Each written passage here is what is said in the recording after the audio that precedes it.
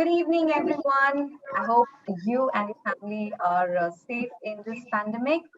Let me tell you, a lot of things have changed. 3D printed food, plant-based burgers, functional drinks that can prevent lifestyle diseases. Food is being revolutionized like never before. And this generation of food technologists are coming up with creative solutions for the spectrum of challenges the world is facing. They are successfully creating new products for the environmentally conscious consumers. They're also reimagining and reusing food waste, a win-win situation for all. If you look at the food market turnover in India, it's estimated at rupees 2,500 billion. Our food processing industry is growing rapidly at roughly 15% in the last few years. The food processing industry constitutes 13% of the country's exports.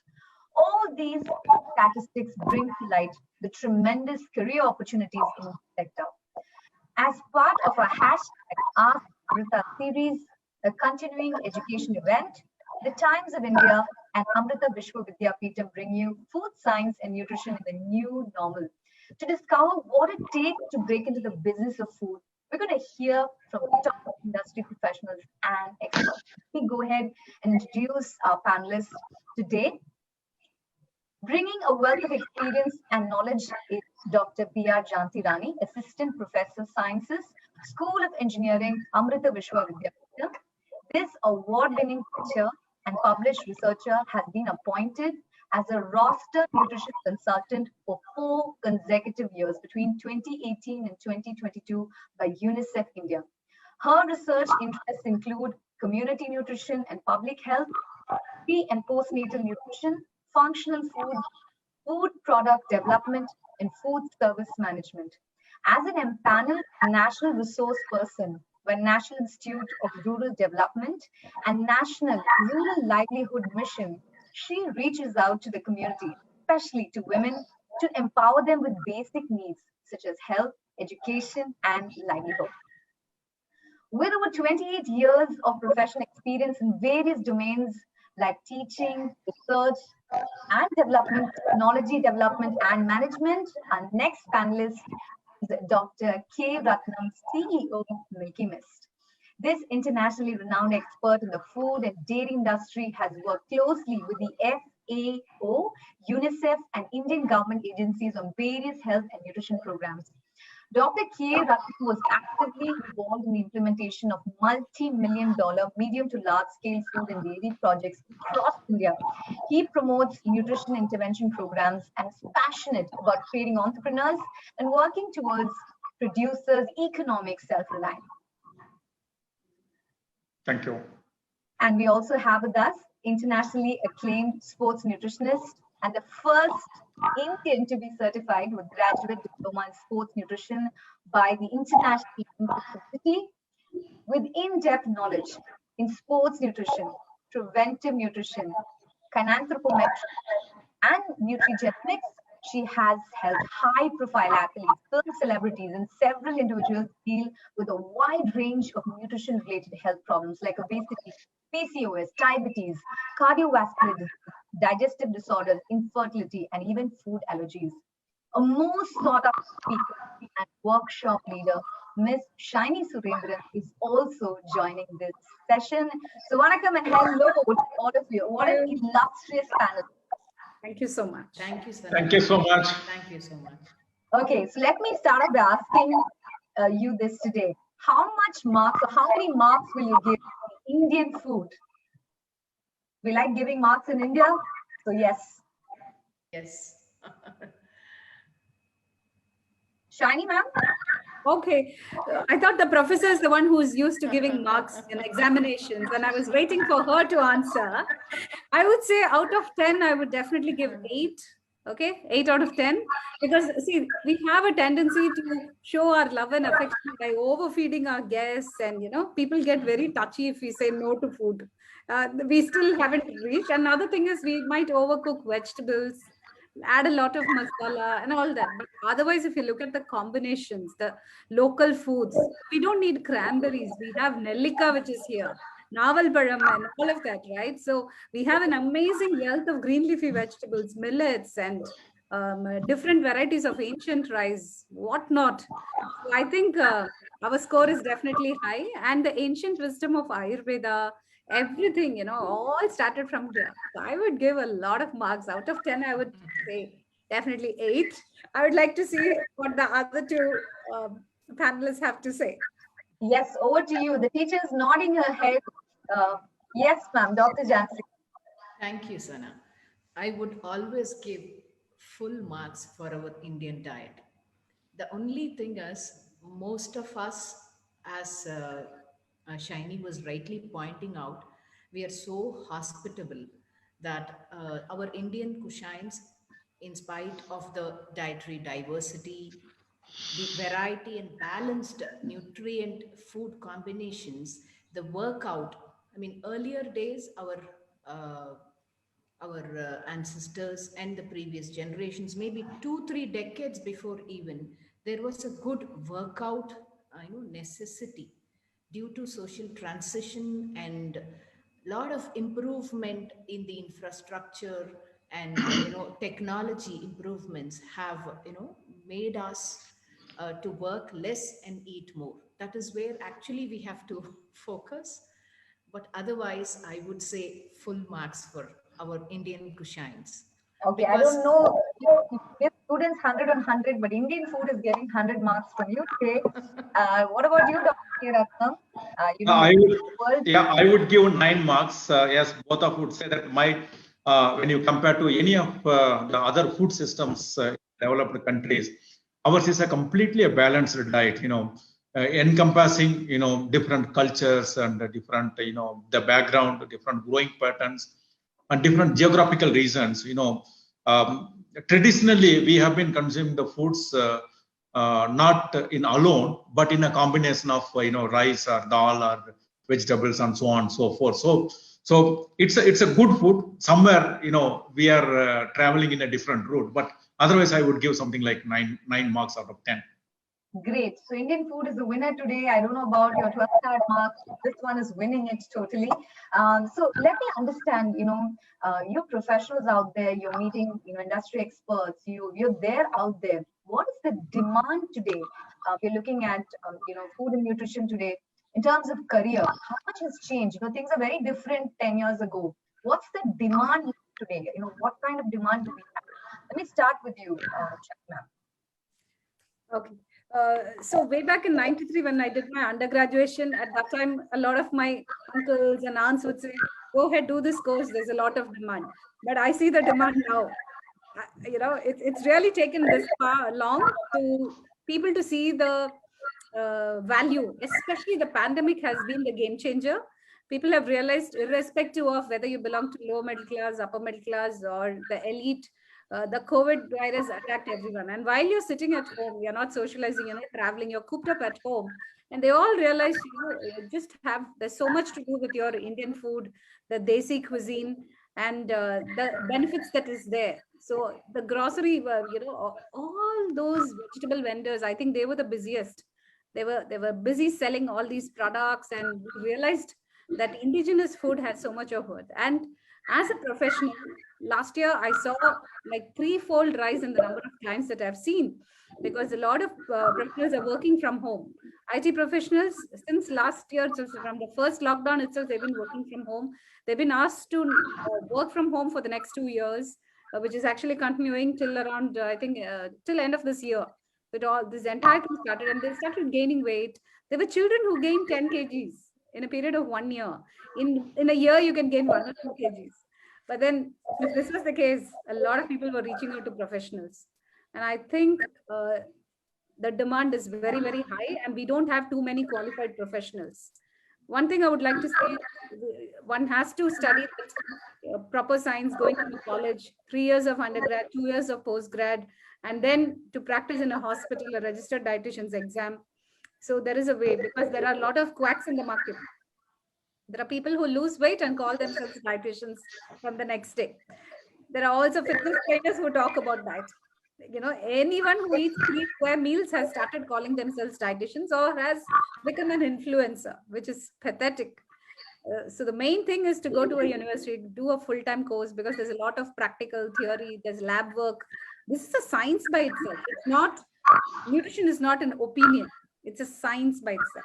And I'm sure the professor and the industry leader here would have more to add to this. Absolutely. Dr. Jansi, how the placements looking, when you do nutrition, what's the demand in the market for qualified staff?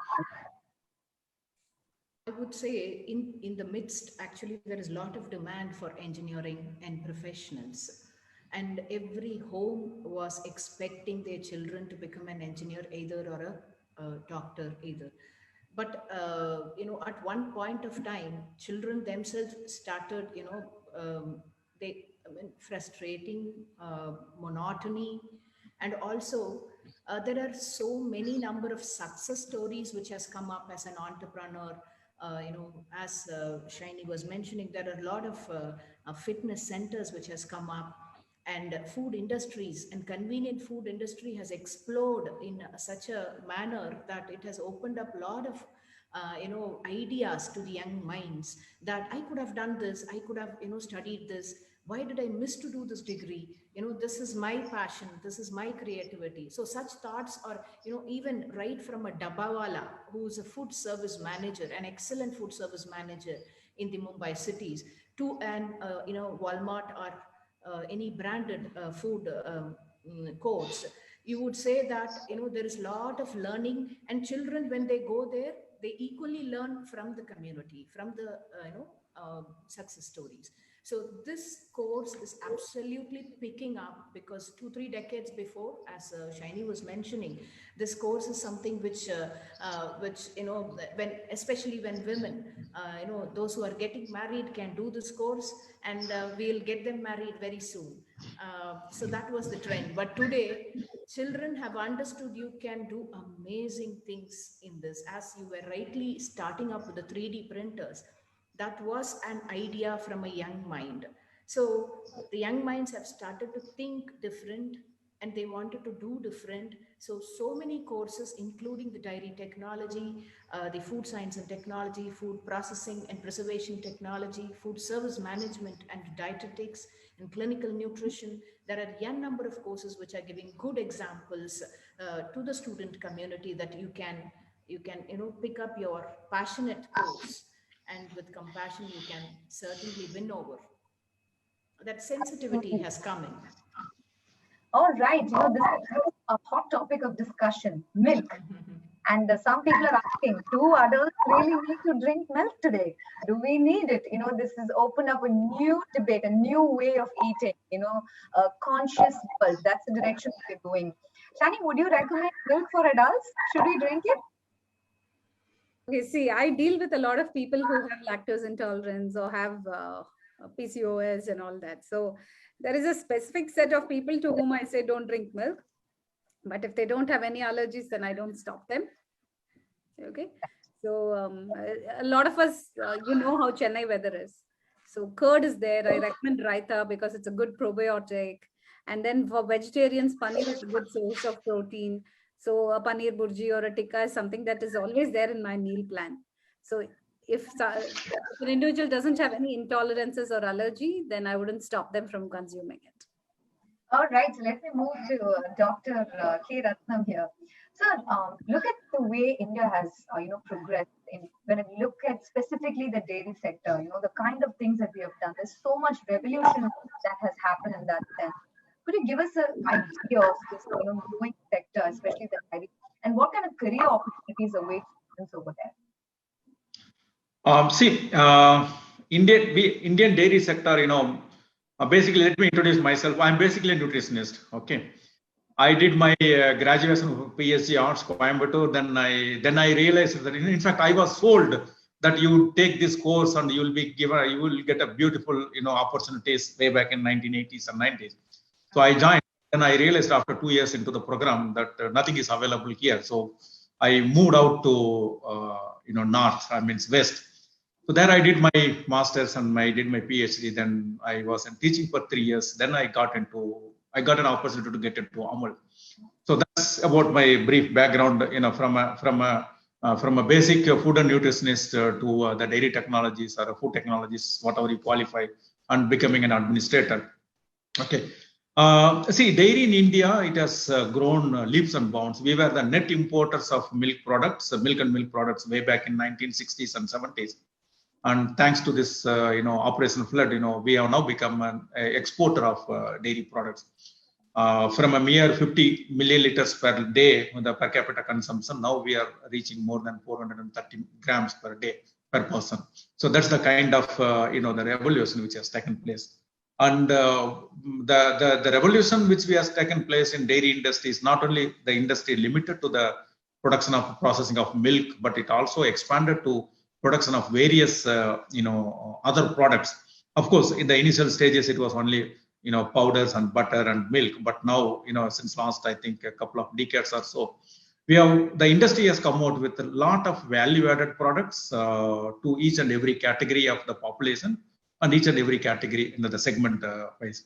So there's a huge, as Saini said, I would go one step further that I would consider apart from this, lactose intolerant people, milk is the basic ingredient as far as the Indian diet is concerned. Okay, whether you live in abroad or whether you live here, it is a basic diet. I would say it is a complete food as a nutritionist, and apart from a sect of population who are intolerant, the rest milk is good quality, good food, complete food.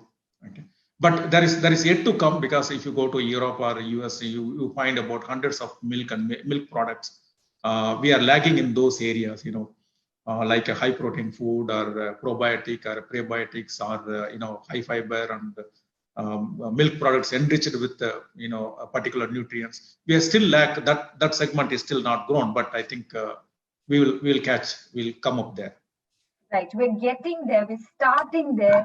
That is going to happen. There's going to be a burst, there's going to be career opportunities. We will look at those career opportunities in detail on the other side. Let's talk about students.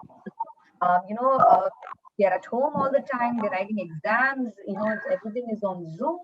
Shani, let's talk about the PCOS issue. Like, there was a time where everybody had diabetes. Now it seems like everybody has PCOS. What is going on with the student community? What would you like to add here? It's multifactorial, Sonu. I'm glad that you asked this question, because every other client who comes for a weight loss plan, I would say 1 in 3 have this condition. The girls who come for weight plan, and basically it is these, the students who are in standard 11, 12, and college students, they also have an issue. Or when they're about to get married, they're very concerned about the pigmentation around their face, the neck, and all of that. And also women who are married who are trying to conceive. When they go for a checkup, they come with this diagnosis, and the gynecologist would say, go meet a dietitian and then make lifestyle changes. And that's how they end up coming to us. Okay, so referrals from gynecologists, dermatologists, cosmetic surgeons, they are the ones who send us clients with PCOS. Main thing is, see, long back, way back in, say, 1980s, you just had Chitramala, Chitrahar, and one Doordarshan to watch, and that's it. You wait once a week for one movie or even to see a song and dance sequence. That's it. Now you're spoiled for choices, the OTT platform, right? You can watch anything you want, and this entire season is loaded. So these days, school children actually have competitions as to who finishes a particular season of a TV series quickly. And there are awards and gifts for that. So there's this kind of a competition going. So they would binge watch shows, which means late night they're awake. And if you're awake for a long period of time, obviously you get hungry and then you end up eating some junk. And because food is also available 24/7, you can just download an app and order food. That's another problem. Okay. And next thing is also they're not walking or moving around enough. Even Indian toilets are not there. They don't even climb stairs. They might not even do household chores. They're glued to their laptops and phone. Parents might think they're studying, but they're also playing a game or is checking something, or it could be something completely useful for their education, but they are seated for long hours. I think that's the biggest problem. And students have been stressed. And most often I see standard 10 and standard 12 with the board exams, they're under such tremendous stress. And soon after they are of that phase, they have this condition. So the amount of food that they're consuming, the quantity, the food choices they're making, the sugars, maida products, or else it could be any of the commercially baked foodstuffs, pizza, French fries, any of that, or even chips, murku chips and all of that. So it displaces the nutritious food. And the amount of sugar intake is so very high. and also the oil usage, and plus zero exercise, lack of sunlight. So do you see this? This is a cluster of things which has predisposed a child towards PCOS, and lifestyle changes can reverse this condition. I've been working in this sector since 2006, and we've seen amazing results just by living a healthy lifestyle. They've been able to reverse it. That's the good news. There is a solution. Here's the thing, this is the amazing thing. You know, people are going to doctors and they're being diverted to nutritionists who are telling you how to reverse a condition. You don't need medicine, you don't need those drugs, you need someone to advise you on how to eat good food. That's what we're discussing essentially today. And Dr. Jansi, you know, you're very keen to talk about sleeping postures of students. You know, you're very concerned because you deal with the student community. So tell us more. What would you like to tell them right now? They're all watching this session. Yes. Yeah, of course, as Shiny started very well, I would substantiate this point of nocturnal habits. You know, children are mostly, there are research, publications which, which again emphasize on this point that the toppers, the student toppers, or the students who are into professional education, especially the engineering program, medicine, and most of the sciences especially programs are into endless preparations for during the examination time, or they are in a consistent preparation methodology.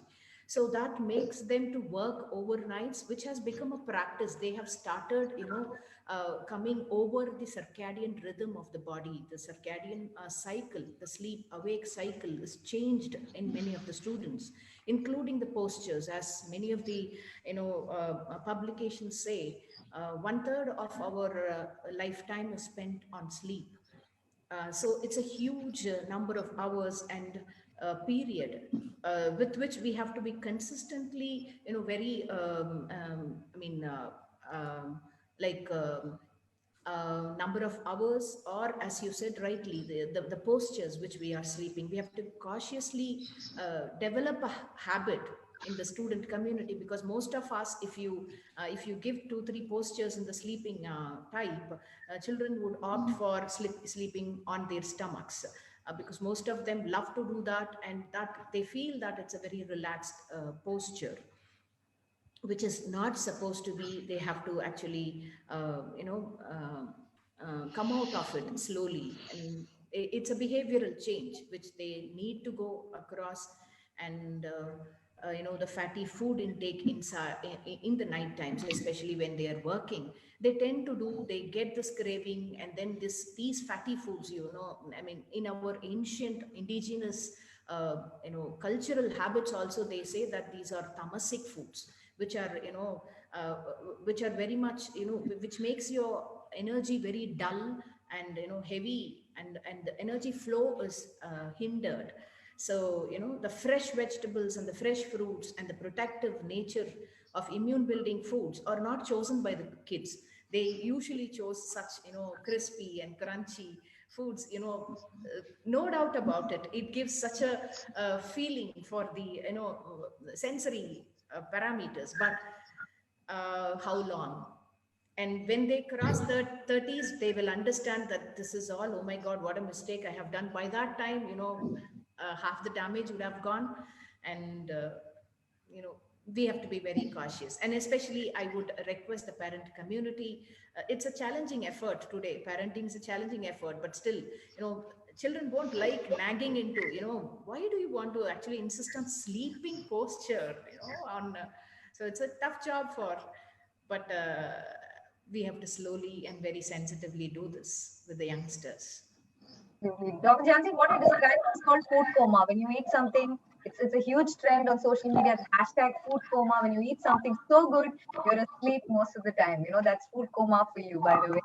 And parents are also trying really hard, putting brinjals on pizza. They're trying it all. Move to doctors. Doctor, we're talking about youngsters today and how much change we need to bring into their food habits. But we also see youngsters bringing in change, new ideas in the industry, in the sector that they're in. Let's talk about the kind of work opportunities that are there in the dairy sector. What kind of demand is there? How are youngsters ushering their own revolution, shaping India's progress when it comes to the dairy sector? Yeah, Yes, I think it's Ratnam, sir. Please. hello. Yeah, Dr. Can you hear me? Talk about the Yeah, yeah. yeah, okay. See the demand, the pre-COVID and the post-COVID. If you look at it now, people are looking for a. I say that as a sector, as an industry, complete industry, food and dairy. The people are now looking for quality products and nutritious products, and people are expecting, particularly the awareness has gone up on consuming protein products, and that's one thing what we have seen last, I think, 1 year, and especially their demand for good dairy products like a probiotic curd and yogurts with low sweetening agents, and particularly the demand for paneer, and also extensive demand for cheese. All these have gone up. It indicates, because we also keep in touch with a lot of our customers and looking at their needs and the demand. There's the entire population. I mean, so I wouldn't say that the entire population, but a large section of population is moving towards a better balanced food rather than going in for junk food.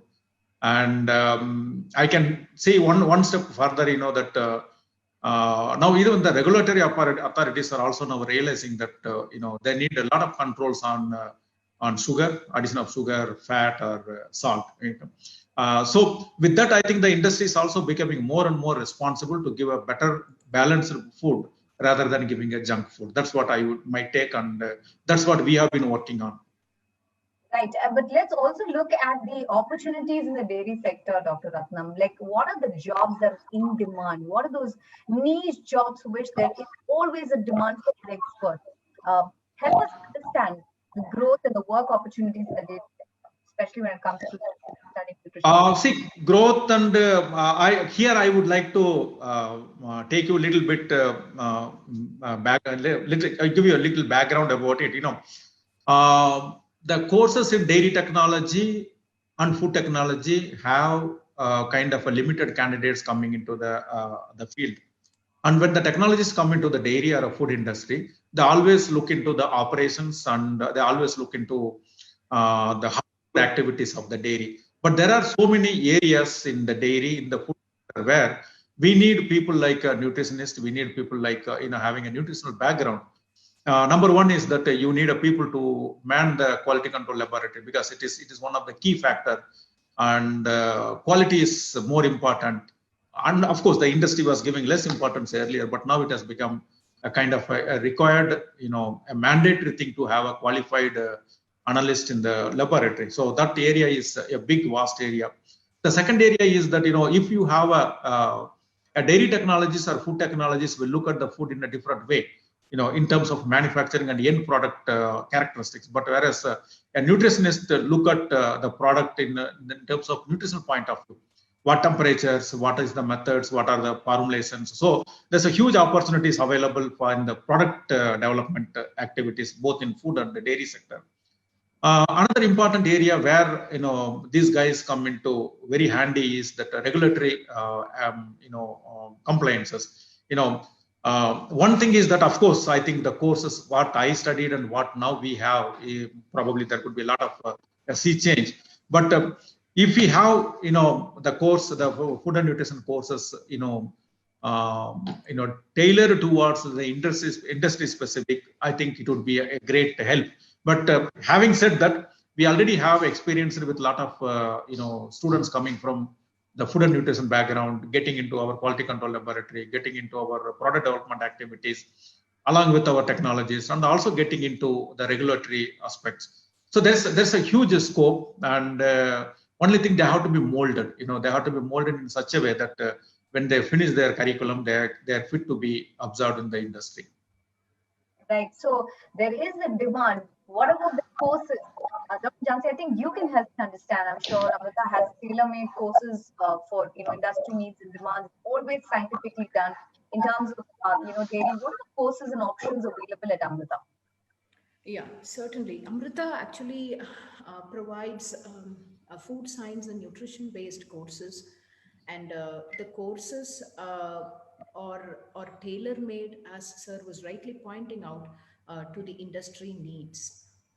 Especially the food groups and the food products, different food products, the wet food, the perishable products, the non-perishable products, and how do the industry requires, especially in case of the dairy industry, the courses used to be milk production and quality of milk, testing, and then dairy equipments and utilities, what are they, and then milk processing and packaging technologies, how they have improved and how are they progressing.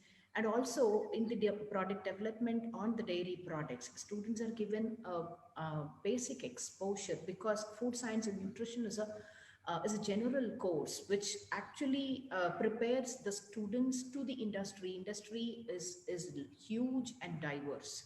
Dairy is one side of it. You have poultry, you have fruits and vegetable processing industries, cold storage, and so many in number, including the clinical side of it, and to become an entrepreneur.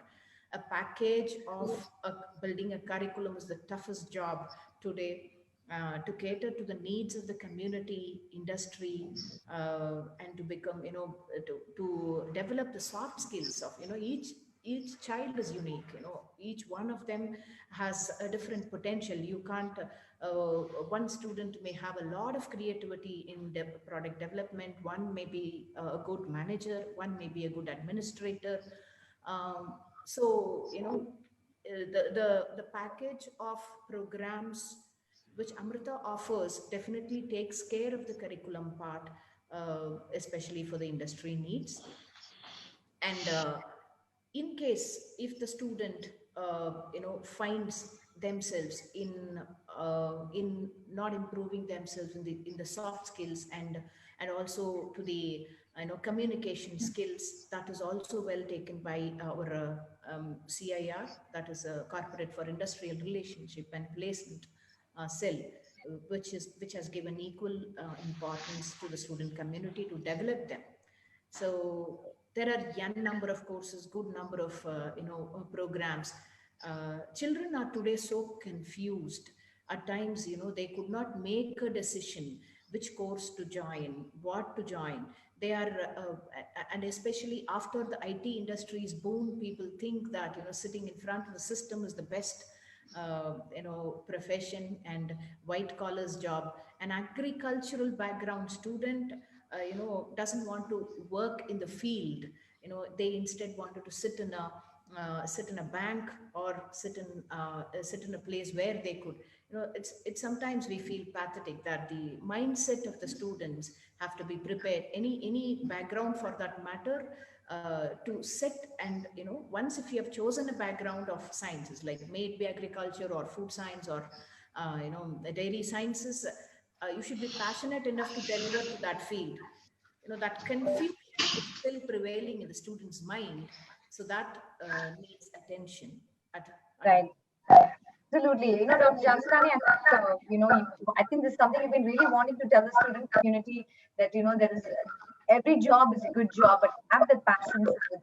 I get what you're trying to say here. Let's talk about the biggest drug right now, sugar. There's so much of sugar addiction. People are, addicted to sugar. I'm sure, Shiny, there are lots of people who come to you with sugar addiction problems.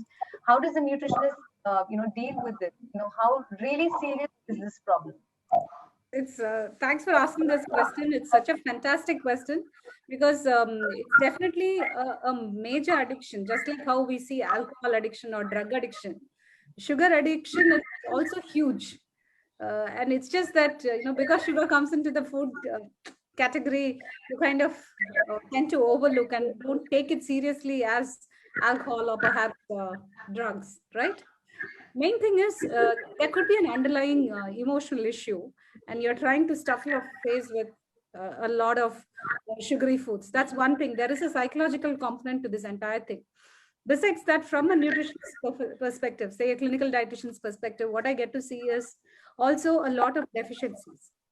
So if you choose to eat non-nutritious food, for example, instead of a fruit or else a sundal, if one is eating murku mixture or else a biscuit, now what happens is you displace a healthy, nutritious, balanced food which nature has given by something which is, not really nutritious. Then what happens?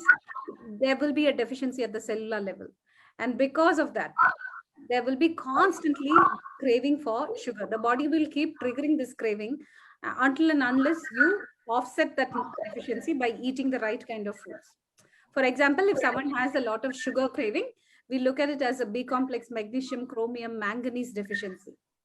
If there is a craving for murku mixture, crispy foods, it is a deficiency of omega-3 fatty acids.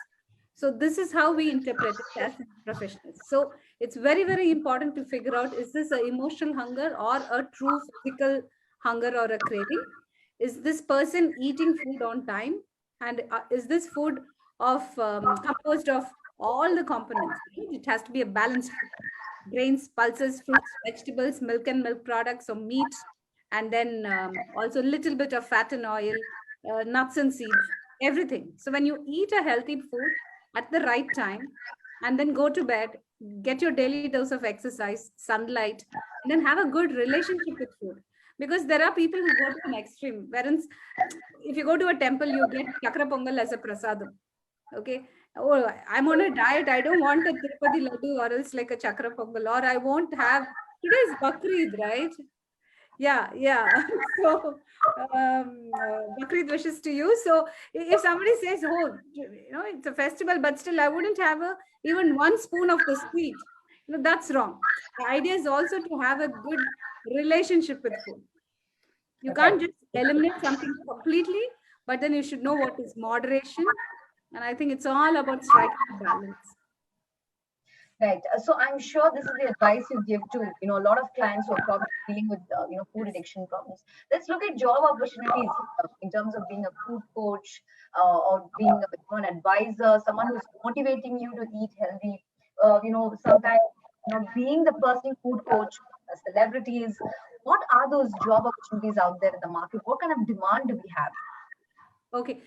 So one is straight away, there are dietitians, once you finish the degree, getting into hospitals is one. Next thing is you could work on your own.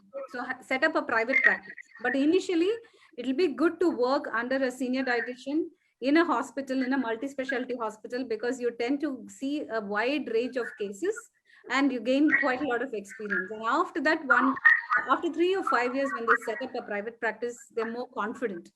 Okay, because you have seen a wide spectrum of clients, people with different temperaments, different sectors, different social strata, and then you understand how to plan for low cost recipes, or if it is someone from a very high society or who travels extensively across the globe, then you kind of know what kind of foods to give. This is one. Next thing is someone with a flair for writing can be a blogger, or they could be a ghostwriter. There could be a dietitian who doesn't have time to write a book, so they could actually pitch in. Or there could be someone who actually becomes the resource person to source a lot of research articles for someone who is working independently. That's one. They could come up with a lot of recipes, very interesting, innovative recipes, have their own food channel. And if they're very articulate, they could be on social media as well as have their own YouTube channel, and then communicate quite a lot, because there's a huge lacunae between the research that is going on in labs as well as universities and the common man. The common man doesn't understand the jargon of the scientific community. So there should be someone to bridge the gap, and that's where these dietitians can come in, who could just who could constantly upgrade their skills, read all the research, and give that in a very simple form. It's like giving a vitamin capsule, vitamin pill in a local language. So, and then they could, if they have a flair for languages, they can disseminate this information in various languages. And social media is the best. You don't need big advertising agencies. You can just hop onto Instagram. You can be there on LinkedIn, Twitter, Facebook, everywhere, and then work with the public. So community nutrition, public health, there are so many things. So it could be cookery, it could be helping someone read labels. So there's a lot of opportunity here. They can write books, they can become a best-selling author. Why not? Wow. Yeah, so the world is out there waiting for you. The options are plenty and everybody loves food. You know, if there is something that is on Instagram that gets a maximum number of likes, it has to be a nicely plated dish, not the amount of makeup that you put. That's at least something I've discovered. I forgot to add that they can work with athletes, the fitness industry. That's what I do. That's another huge opportunity. We'll discuss that in detail in a bit. Let me move to Dr. Jhansi Rani to understand research opportunities. Today, we're suddenly seeing companies produce drinks that are saying, hey, you know what, take this health drink. You know, it has all the necessary vitamins for you. This is a meal by itself. This will help you treat diabetes. There is a demand in that sense. What are the courses? What are the research opportunities in terms of food and nutrition at Amrita to help? Ma'am, you're muted. Yeah, can you hear me? Yes. Yes. So there are ample opportunities. Opportunities are multidisciplinary in phase today because the cross-learning research platforms from cross major programs. For example, agricultural students sitting with a project with the medical students, social sciences students, and the food science students. I'm facing a disturbance. Okay. So, yeah. So go ahead, Dr. Jhansi. Yeah, these, these professions are sitting together and then, you know, they are nowadays thinking about research prospects in a multidisciplinary phase. The trend of research is changing today.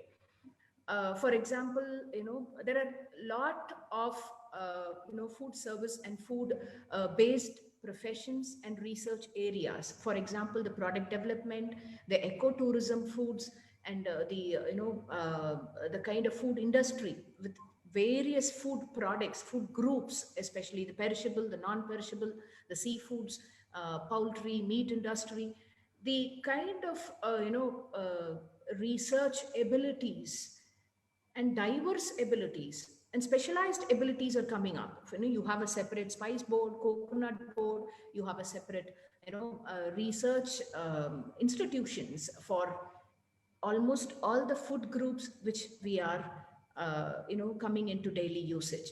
So research, as far as Amrita is concerned, is multidisciplinary. A faculty of science always sits with the faculty of physics, chemistry, microbiology, biotechnology. That's a cross learning. We might have missed out something which is very keen in the component of food science, but that could have been a solution through microbiology or biotechnology. So it's a beautiful art how an aeroplane lands down with the efforts of a electronics and communication engineer, a mechanical engineer, an aerospace engineer. Similar to that, the community and public health, research, or for example, the prenatal and postnatal, the 1,000 days of a woman, the initial 1,000 days of a woman, the 270 days of pregnancy, and the rest of the days till the child becomes 2 years is so very crucial. When you were asking the question of consumption of milk, it's so very crucial, these 1,000 days.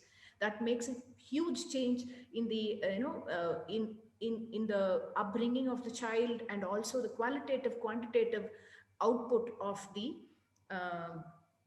growth in terms. So similarly, the awareness, the education, the sensitization, the orientation comes through education.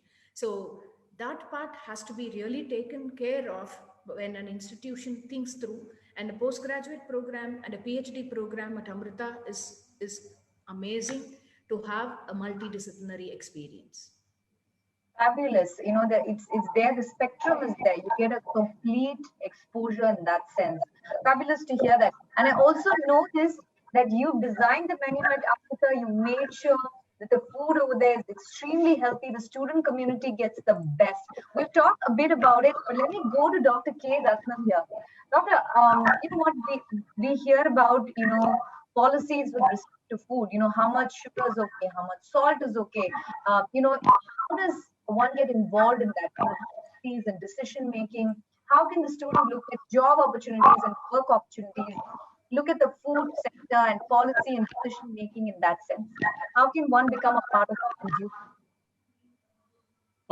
Yes, see, uh, last, I think 5 to 7 years, the regulatory authorities are now coming down heavily on the food sector, entire food sector, uh, to reduce the sugar level, the salt content, and the oil content, the fat content.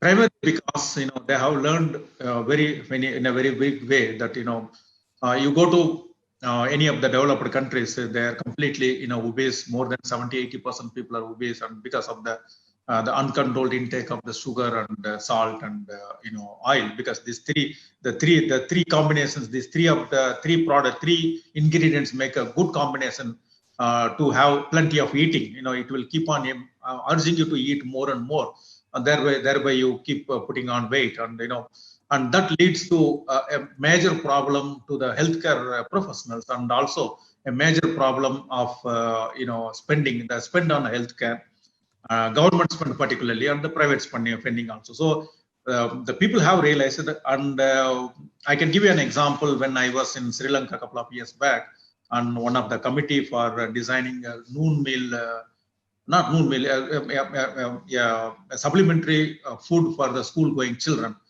The one of the specific directive given to me was that the sugar content in any product, in a kind of say, for example, milkshakes or flavored milk or yogurts, should not be more than 5%. That's the kind of controls they have brought in. And in India, even the industry also now has realized that putting more sugar into the product is not going to help in the long run, because you don't want to be what do you call considered to be as a person responsible for the obesity, or for the diabetes, or for any other kind of a thing associated with your consuming your food. So the industry has realized that that it is time for to reduce particularly sugar in their food products. And in Milky Mist, yes, we have been constantly endeavoring to bring it down to something like 5 to 7% of sugar content in some of the products what we make. Of course, the taste is also very important, because without having a balanced sweetness, people would not have liked the product. When it comes to a policy level, yes, the various authorities in India are now looking at how best we can reduce these three components in the food, and making the food becoming more nutritious. And also looking at, because already in India the healthcare system is under serious severe stress. So this as we say that 30% of the Indian population, 300 million Indian population is having diabetes. So if such is the case, it is all going to hit the government machineries, the healthcare system, and you are ending up in spending a lot of money on it. So that kind of policies, frameworks are in the process. And in certain places, if you look at it, the Food Safety Standards Act and the standards which have come into force, they're coming into effect from 1st of January 2022. So all these things are now talking up in improving the quality and reducing these three components in its composition. In that sense, in fact, I have not seen many of the food scientists, the specialists getting into that. Only they consult, kind of doctors, or to an extent the dietitians, but not in realistic speaking. The professionals, the hardcore professionals, not in the panel, because all these things somebody says that this and that's what is happening. But there is an opportunity, yes, of course. One can.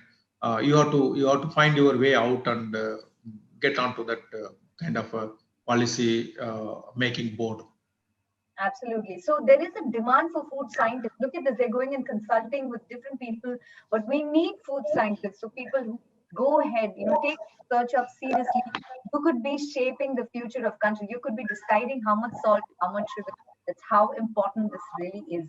Let me come back to you, Shani, and talk to you about sports athletes, about helping them, about coaching them, giving them the right nutrition. Again, many of the athletes Olympics is around the corner. They're going to be representing us. So what does one do to, specialize in sports nutrition? What's the demand for this subject? How is the market? Help me understand. Yeah. So the market has really opened up, and people have realized the importance of this specialization because it's one of the pillars. Most often, when you see an athlete, they would be listening or getting all the inputs regarding the sport from the coach. Then, of course, the physiotherapist comes in. Then the strength and conditioning or the fitness trainer. But over the past 10 years, there's been a lot of emphasis on nutrition also. It's not that every association hires a sports dietitian, but individually there are people who reach out and they know what difference a diet can make. So if you notice, Djokovic had a gluten problem, gluten and dairy issue. And way back in 2010, he had major issues, and then his doctor and dietitian helped him identify, overcome this entire thing. And afterwards, he's been the world champion. He even wrote a book about it. Ever since, a lot of people have seen and realized the potential. You can just teach what to eat before, during, after a sport or else a practice session, how to get ready for a tournament, how should the everyday eating be. And there are different age categories. There could be a child who is pursuing very hard to reach there, to get there. Getting to, for Olympic selection is not easy. It's going to take years and years of hard work. It takes time. So when they start young, they can choose to work with child athletes, or it could be teenagers, or it could be an adult or even veteran. After 40 or 60 years, there are elders who actually compete at the veteran sports meets also. So you can choose to work with a geriatric, but who's like extremely athletic. It's amazing. It's the wide range that is there. And you can even pick up one sport and specialize only in that. For example, it could be just the triathlon, or it could be only working with badminton players, or racket sports only, or only with the cricket. So like that. Or it can even be sometimes in small towns. We have dietitians in small towns who reach out. I'm a faculty in a lot of these sports nutrition courses across the country. So they'll say, listen, we are from Gwalior, or else we are from Jharkhand, or we are sitting somewhere in Odisha, and we don't have this big athletes coming to us. Then I would say there are people who want to get fit, they want to prevent disease. You can stop them from entering the hospitals just by teaching them how to eat right and exercise appropriately. So even nutritionists, they can do a course in fitness, and that will be a fantastic combination. Or nutritionists who do a course in yoga, okay, or it could be a Pilates instructor with the nutrition as the undergraduate or postgraduate nutrition, and then they can go ahead and do this, and they can have their own centers, and they can actually make sure that the healthier population remain healthy. Pre-diabetes is a big issue in the country. Just like when you said PCOS, non-alcoholic fatty liver disease. And at the root cause, everything if you see is insulin resistance. That's nothing but pre-diabetes. So a lot of people are like time bombs. And for them, fitness is important. Increasing muscle mass is important. So someone who goes to the gym or goes cycling over the weekends or goes swimming or plays a sport, like going to the club and playing a sport, all these people need help from a sports dietitian. And there's TNPL, there's IPL, there's these kabaddi teams. So the opportunities are plenty. They can even go and work in the nearest YMCA in their own city. And that's where they get started. Wow, look at that. You could do a nutrition course. You could, take up yoga, Pilates, and you can put the two together and become really niche and unique in your field. That's fabulous. Dr. Jhansi, what are the sports courses? What are the options available at Amrita? What opportunities await? Actually, sports nutrition is a specialized area when it comes to in the postgraduate program. And Amrita so far has reached out to very few specializations. And as far as the sportsmen are concerned, as a department of Food Nutrition and Health Education Center at Amrita has been established, and it takes care of both the sides of the sports nutrition, that is the student members who are professional athletes uh, or a group, team sport, whatever it may be.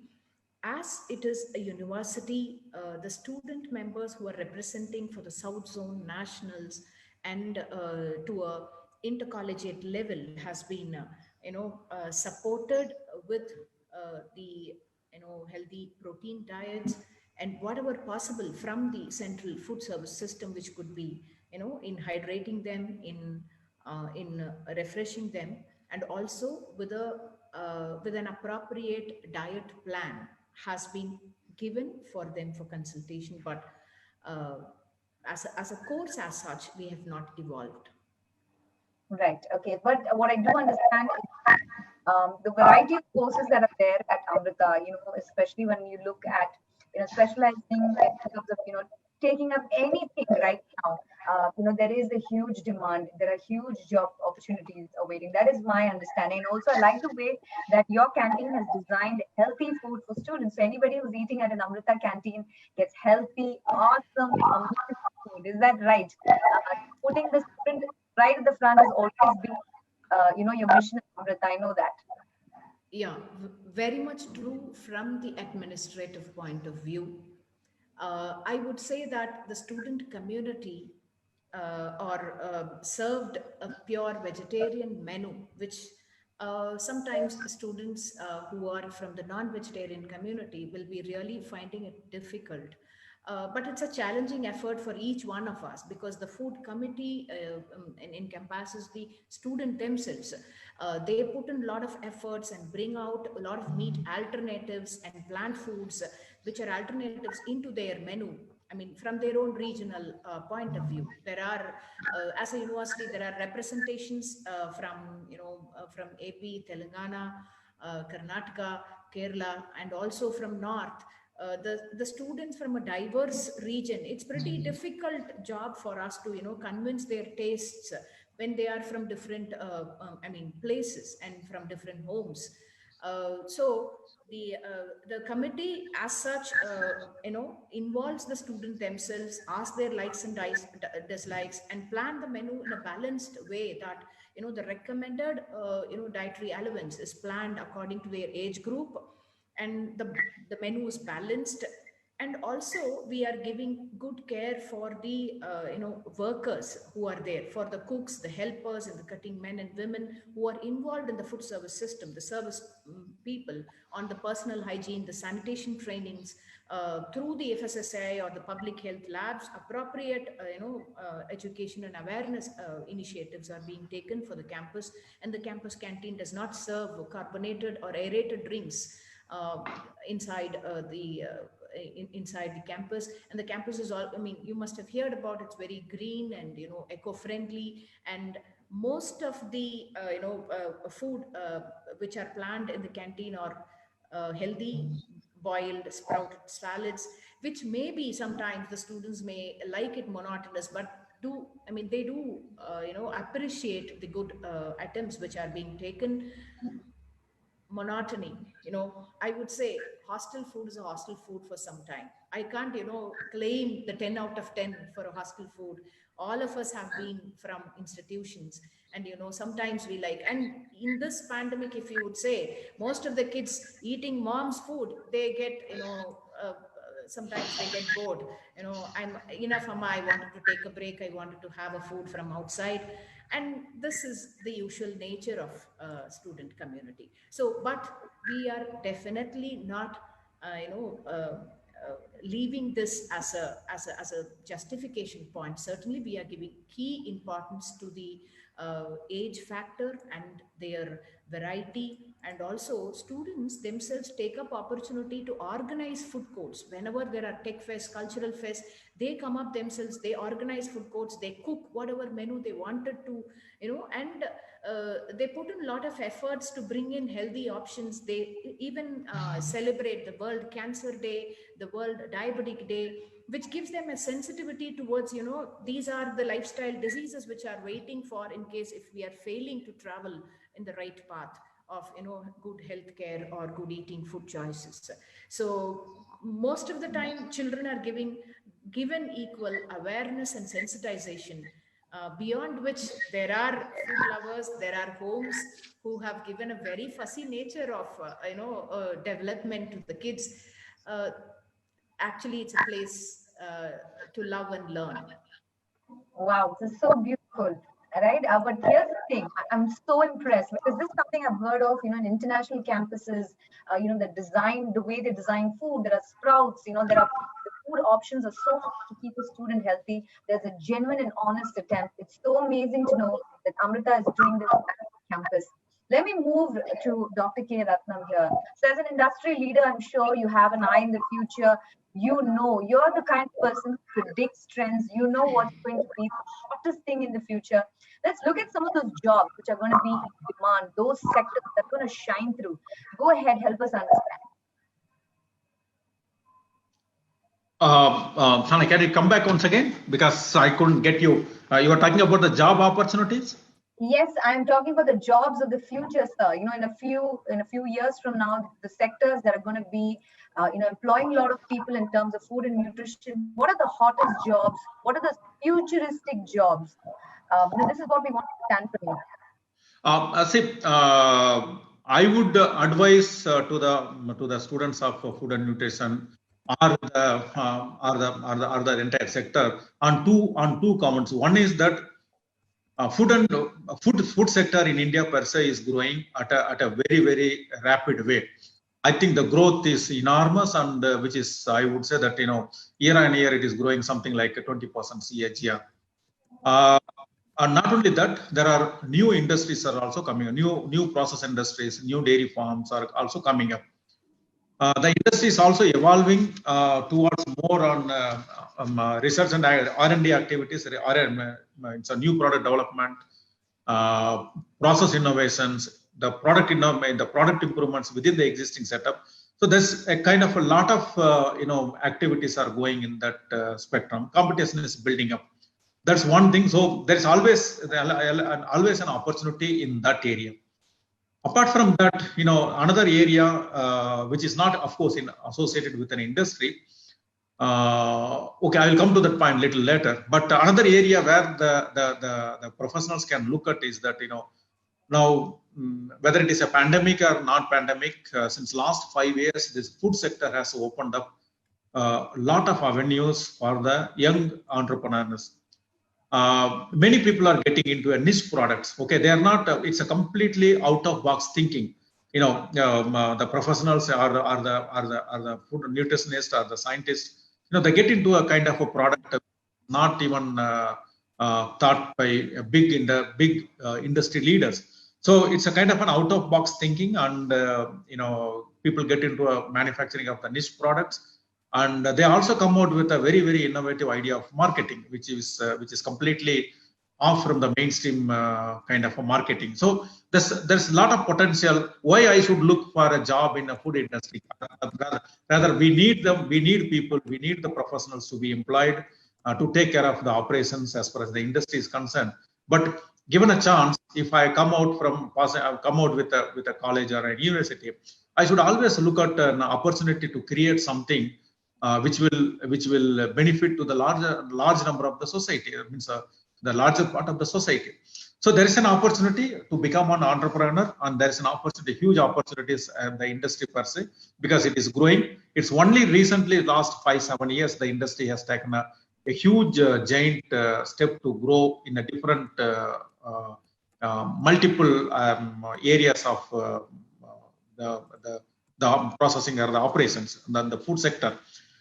Another important thing which I would like to tell Jhansi Madam is also that see, government is also now coming out with of course there are Anganwadis and there are this UNICEF people and all those things. But if you look at it, every state government or the central government per se now they are giving a lot of importance or emphasis in kind of improving the nutritional status of the general the people, or particularly the school-going children. So there is a good amount of nutritionists are employed in a good government in various government agencies, particularly in health ministry and which operates in various verticals. So there's a lot of, because where I worked in Gujarat for 23 years, I at least I know that there are about 23 nutritionists working in the government sector alone to implement the government schemes and all those things. I'm sure that in Tamil Nadu also we will have such kind of things. So job opportunities are plenty as compared to 20 years back.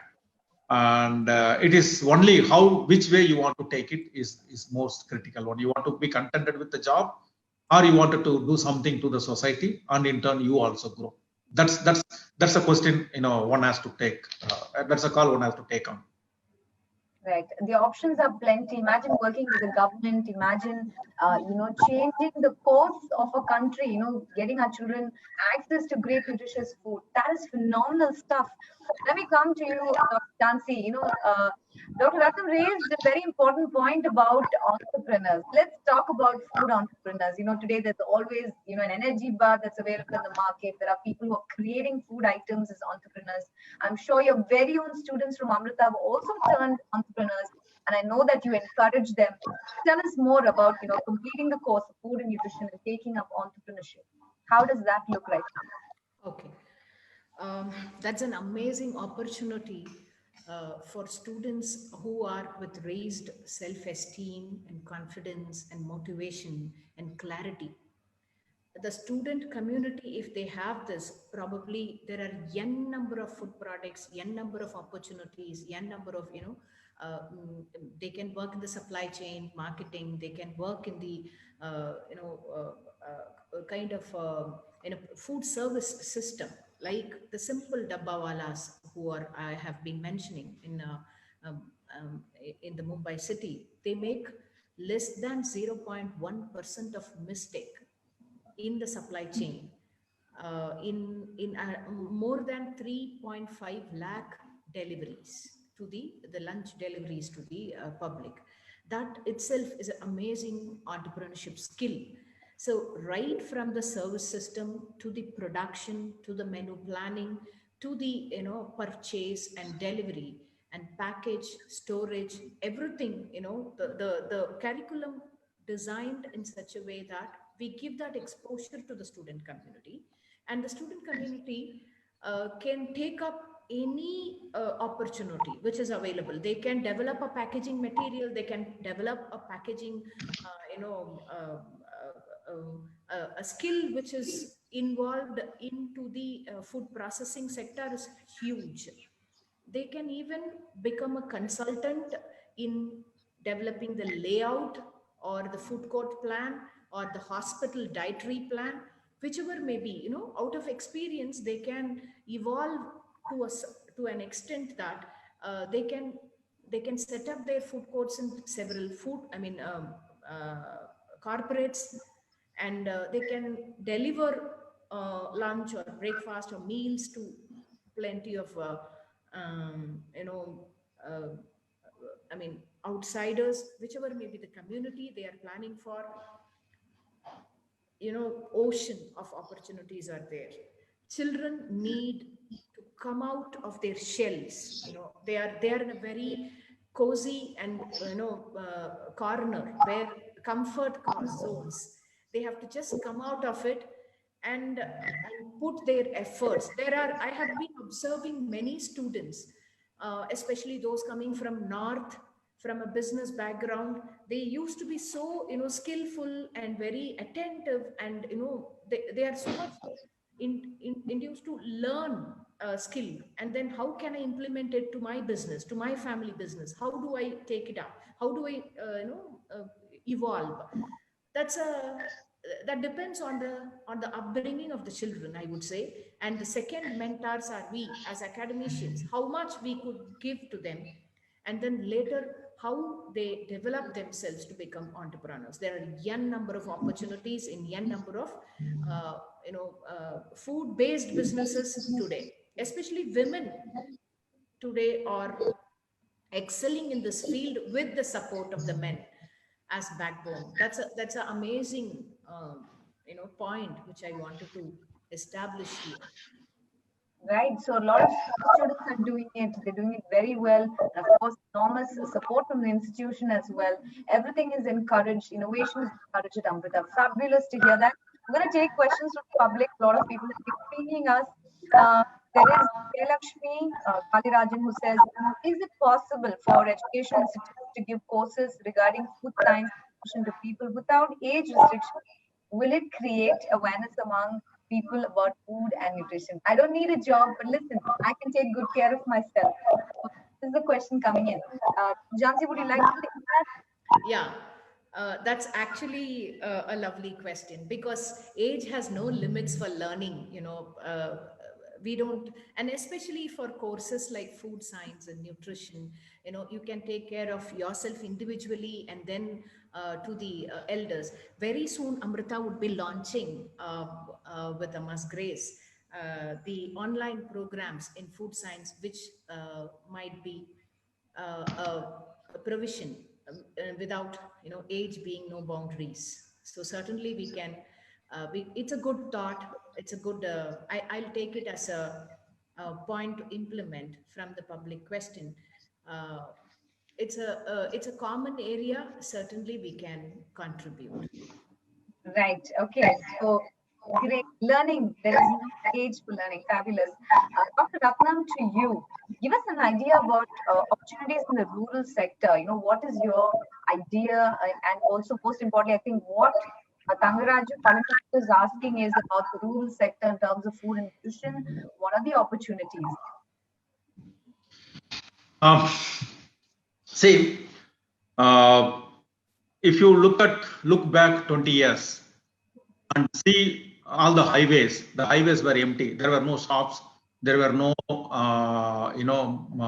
any kind of the big buildings, and miles you found, you find, you found, empty stretches.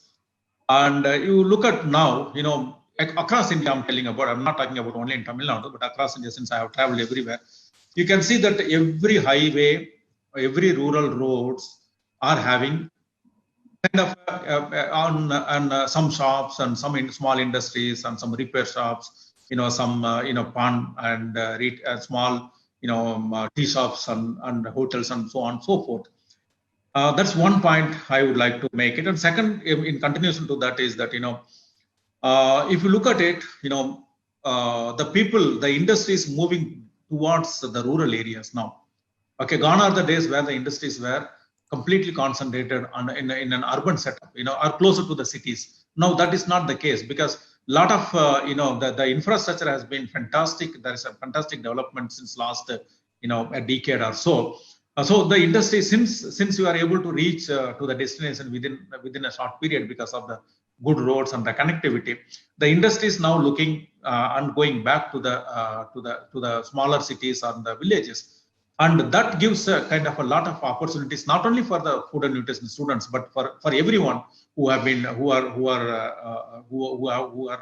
doing an education. So there's a lot of rural development is taking place. And apart from that, now in Tamil Nadu particularly, if you ask me, most of the villages are very affluent villages. And if you ask me, because since I'm only here since last 3-4 years, otherwise I lived in Gujarat for almost 30 years plus. If you look at it here, now a lot of people people are engaged in agro processing business. It can be anything. It can be a paddy processing, it can be a fruit processing, it can be a small energy bar processing unit, or it can be making a puffed rice. There's lot of industries, or small cluster industries are coming up, and people are doing great there. So there's a huge opportunity, and of course, the money is a continuous flow. It doesn't stay at one place. If you're spending, it goes to the city and it comes back to the rural setup. So there's some fantastic opportunities available for the students coming from across the industry. I mean, across the curriculum activities. It doesn't limit only one thing. Yeah. So that's the thing, it's growing, our villages are growing, the opportunities are growing. So this is what we need to do. Also, we have Kalyani who says, is there a course in food nutrition which covers the benefits of Indian food system or traditional ingredients? Is there a specialization in just understanding benefits of Indian food? Can you please share the details if there is something like this? Okay. Certainly, the curriculum has a course on indigenous knowledge and food habits, and the course provide enough information on the functional properties, the scientific knowledge behind the Indian cuisines, and also on the traditional special formulas, which, for example, as I was mentioning on the prenatal, postnatal, and complementary feeding programs, You must have heard about the special formulas like the Prasavalehiam or the Gond Ki Laddu, which is being, from Kashmir to Kanyakumari, every home takes care of the special needs of the vulnerable population, especially during the special conditions like the prenatal, postnatal. So these are all being, imbibed into the curriculum to make sure that students are given enough exposure to the traditional indigenous knowledge, and also to the current technology and development which is happening in the food sector. As an undergraduate program or as a postgraduate program, the curriculum certainly will not skip this, because these are the roots of our culture and heritage. So that exposure is certainly given in the curriculum to take care of. Fabulous. There's an appreciation course. There is something available at Amrita for you. Take it up to understand how you can feed, the entire country in that sense. So much to learn at Amrita. Also, there are lots of questions about health as well that have come in. Shani, I'm going to direct some of them to you. Someone is asking, Venkata Krishna is asking, can a nephropathic patient be given high protein diet? I'm sure that this is how come to you with questions. So, and how do we get children to eat vegetables? Okay, the nephro case is, see, long back I worked in Apollo Hospital. That was 1998. But I haven't been working in that area. I'm not the right person to be answering that question. It comes under the purview of a clinical dietitian who works in a hospital. That's not my area of specialization. But if you really need information about nutrition and all that, I think you can check my Instagram page. You can just look at Shiny Surendran, and there's a lot of information that I keep posting there. So just look up. And there's also Instagram live sessions that I do with various experts, sometimes doctors, sometimes psychologists, on various subjects. Every Thursday, I'm there also answering a lot of questions. So just look up Instagram or my Facebook page, look for Shiny Surendran. That's one. And you asked, what is the second question, Sanu? About children eating vegetables. We'll come back later. I think we'll end the session with how to get people to eat vegetables. Okay. But here is Joby Thomas Phillips is saying, we see a lot of diet trends. Do they do more harm than good? So what is a nutritionist's role? Can we create these diets in that sense? You need to weigh the pros and cons. So see, over the past 22 years that I've been practicing, what I've seen is in the 80s, it was Atkins diet. And then later we saw the cabbage soup diet. And then there was South Beach diet. And in the past 10 years, you have seen ketogenic, Paleolithic, then intermittent fasting as a way of life. There are so many things. So, and 2019, in Netflix, there was a documentary called The Game Changers, after which veganism caught on like wildfire. Okay, so these things come and go, but all that you need to see is it sustainable? Can you follow this as a way of life? You wake up, brush your teeth, have a bath, eat your breakfast and go, right? Now, or exercise. All this is woven into your lifestyle. Likewise, can you eat healthy? That's the main thing, right? Because a lot of people who went on ketogenic or Paleolithic, they lost a lot of weight, no doubt. But then if you see after 2 years or 3 years, some have actually regained more than what they lost.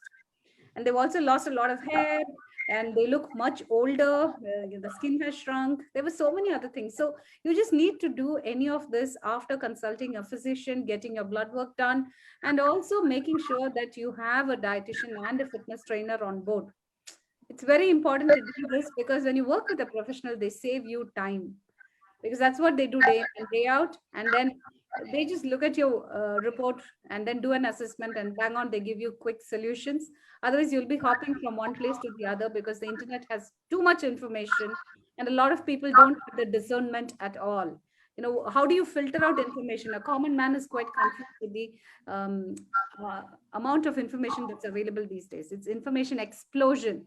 It's always better to work with a qualified professional to filter out this information. And rather than the trends, I think I always say, if you know what to eat, how much to eat, how often to eat, when to eat, the meal timing, that's when to eat. If you get these 4 things sorted, and if you understand what needs to be done for your height, weight, age, goal, you're sorted for life.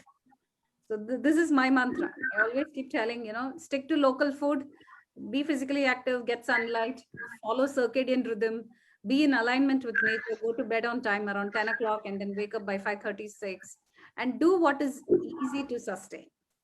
Not everyone needs to go to the gym. You can play a sport, you can dance, you can do yoga asanas, whatever works for you as long as you do it consistently. And likewise, eat things that's local to you. Wherever you live, source the local foods, eat on time, all this. These are the basics that I always emphasize. Trends Right. come and go. Sustainability is a big question. Right. Okay. So eat local and be healthy. That's what I've learned from you today. Let me ask Dr. K. Ratnam here.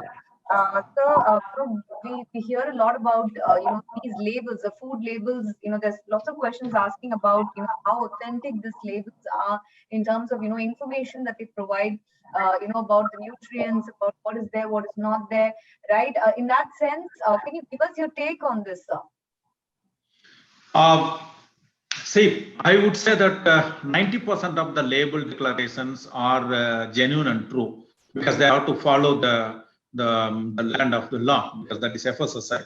Maybe there could be some small time, entrepreneurs or who do not know basic things about that, kind of the regulatory requirements. Probably they must be trying to circumvent the things. Otherwise, whatever it is declared on the label, I would say 90% is correct. 90%? Okay, right. So 90% is absolutely accurate. So now suppose one wants to, get themselves involved in this career opportunity of deciding, to put this information out in terms of labeling, in terms of, being part. What are the career opportunities in that sense, Dr. K. Ratnam? How does one get involved in being part of this? See, this labeling activities, it all again boils down to the R&D activities and development of the product. And once you develop the product, then you need to move on to the next stage of developing a packaging material. Then you need to move on to development of the labels. So it's all part of the same curriculum. Labeling is not a different profession. It's a part of the product development activities. Right. So it's all comes under product development. You take and all these opportunities are available. There are plenty of opportunities. That's what I'm understanding today from all of you. Also, lots of questions about sugar, about milk. How do we get them to eat vegetables, Shiny? Because a huge student community is watching us today, and there is not a single student who'll say, "I love my vegetables." That. So go ahead and tell us, how do we get people to eat vegetables? Okay, so let me share my story. I was pathetic as a child. I never used to eat vegetables. I would just have tayir sadam, pickle, appalam, and urlakarangu varaval. That's it. This was my food. And my brother would eat a lot of vegetables. So I would get scoldings every single day. I was heavily constipated. I used to fall sick every year. I'll have one typhoid, jaundice, malaria, and I will miss class for 2 weeks or to close to 1 month. And then I have to catch up on all the notes, because you missed classes. It was not easy. I would get scoldings from my mother left, right, and center. Then later I realized, going to the doctor, getting an injection, popping those pills, when you're in 6th standard, 7th standard, 8th standard, I was making frequent visits to the doctor. Then my mother said, if only you can start eating healthy, you will see a huge difference.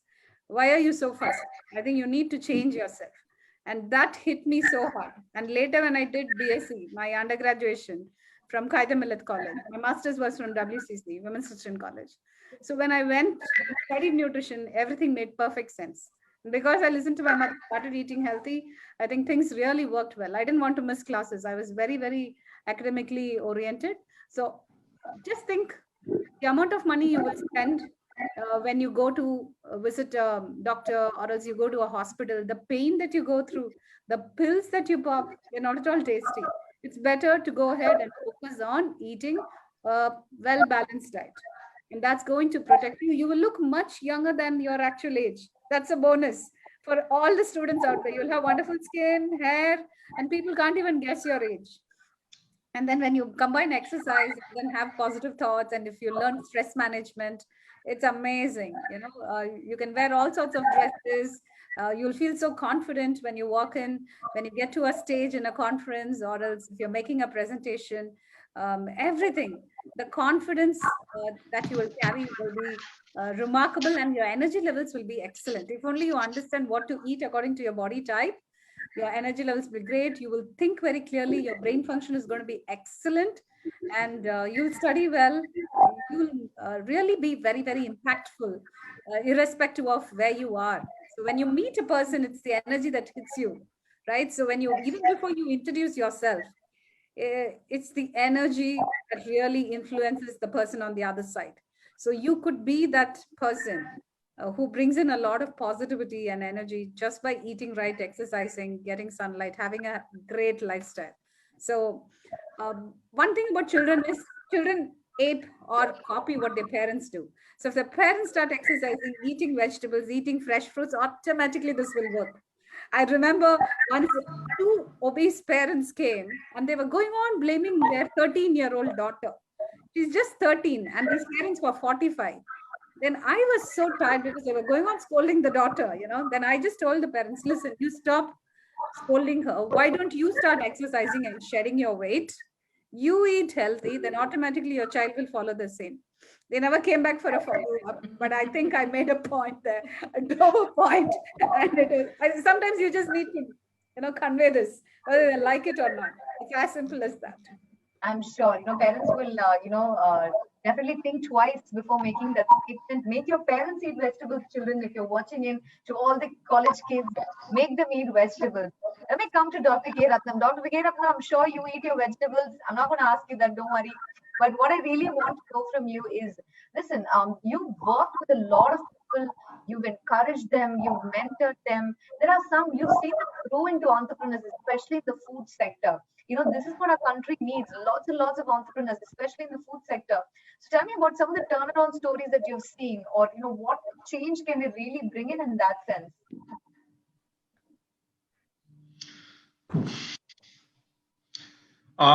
See,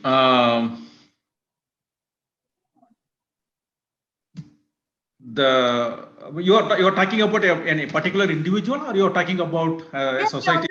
Even in villages, you know, small businesses, small business opportunities that are available. How things have turned around in that sense. I'm sure you watched plenty of people grow in that sense. That's what I'm trying to find out about. There are, you know, the plenty of entrepreneurs. You know, Milkymist is a case to be considered, because from nowhere handling a milk, now becoming a kind of 1,000 crore company with all value added products. It's completely a rural based company, because Erode or Perundurai is not a place for a big industry like this, because everybody wants to go in. Similarly, there are so many cases which are the case studies I can explain. But the point here is that India is growing, food sector is growing in a multiple way. People are looking for various options, healthy options, not the junk food, what we call it as. People are also expecting the industry to be responsible. People also wants to be connected with the rural the setup, because whatever you grow at the rural setup, then you are producing. And so you give a kind of an authentic food, or an authentic the end product. There are consumers to buy, and that is an opportunity one has to explore to the fullest potential. You go to Northeast. Once upon a time, when I used to travel 20 years back, there was nothing absolutely. But now you go, and each and every village, there is a fruit processing unit, there is a food processing unit. Everything is set up by not by a big corporates or big industries, but a local people. Almost 60% of the pineapple which are produced in Assam, Upper Assam, get spoiled by the time they reach to the city known as Guwahati. So the farmers or the educated youth in the village, they join hands and set up a small processing unit, which can preserve the product and reach it to the mainland. So there are plenty of one is the compulsion to get into such kind of activities, and second one is an opportunity. So the both exist in India in our rural setup, and opportunities are plenty. Fabulous. I'm going to go for the closing remarks. It's been such an enlightening session. Food waste is huge. We need to tackle this, and there is an opportunity waiting for you. Thank you for that, Dr. Ratnam. I'm going to go for closing remarks quickly, starting with you, Shiny. Food wastage, I would rather look at it at home first. So you just have to plan your meals and ensure that food doesn't get wasted or doesn't get carried over. So just cooking the right amounts. And I think at every stage, from the point of purchase to storage to preparation, I think we just need to be educated. And there's plenty of information on the FSSAI website. And I think they're doing such a remarkable job in giving quite a lot of information out there. So Shani, what I meant is we're wrapping the session up completely. So I'm going to take closing remarks from our panelists today. That's all the time we have to answer all the questions. So I'll go to you, Dr. K. Ratnam. Final words from each of our panelists to you. Yeah. See, my closing remark to all the students of food and nutrition background is that, India is growing, and as I mentioned, food wastage is the biggest concern. There is an excess growth in some places, and there is a deficit at different places. Only bridging this gap between the excess cultivation and availability to the needy people is the biggest job as a person we are supposed to do as an industry, as an individual person, as an food and nutrition, the background people. If we can't do it, who else can do this? Okay, that's my challenge to you all, and that is my take on that. We must do something on this so that even today about 27% of the population do not have a food, 2 square meals to feed themselves. So if such is the case, what is preventing us in not doing the right things to feed these remaining people so that the nation becomes healthy? That's my closing remarks. Fabulous. You can eliminate hunger just by pushing food from one place to the other. Beautiful thoughts there. Yes, Dr. Jhansi Rani, closing remarks quickly from you and from Madam Shiny. As Sir was rightly pointing out, the food security and nutrition security are huge national challenges, the global challenges that we are all facing. So as a program, planning policy in the food science and nutrition, the national mission has its own challenges.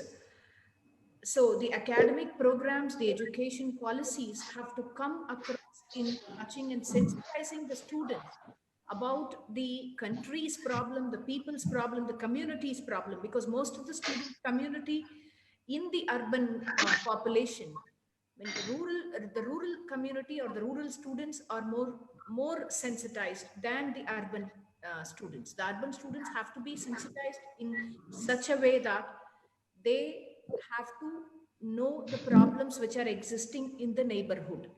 So that sensitivity or the existing problems can be dealt with the education, with its practical experience and in the field experience, so that the students come out of the education or the graduate program in a better shape, more sensitized, oriented on the social issues. So that's very important to, that's the career shaping or program shaping is very important task for any education institution per se.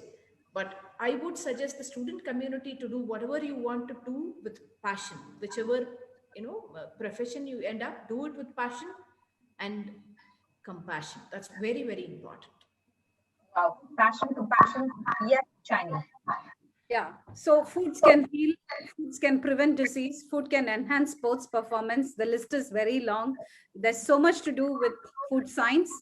It's an amazing area of specialization. Take it up. And the main thing is, don't get carried away by a lot of Western food. The main thing is to find out what is available indigenously and do a lot of research in India with the Indian foods. And I think that's the need of the hour. And the whole world is following Ayurveda, and there's a lot of emphasis given to yoga and everything. So Indian food is remarkable. The diversity across the country is vast, and there's so much potential for research as well as for us to identify the benefits and implement it in our daily life. So respect everything that's available locally and use science and go ahead, transform lives. I think this is the best way you can do a lot for the community, for overall public health. All the very best. Thank you. Special See the stuff from our thanks. panelists today. And here's the thing, for anyone who thinks or takes food and nutrition lightly, I'm sure we've changed your mind today. Food science and nutrition can change the course of a country, how important it is.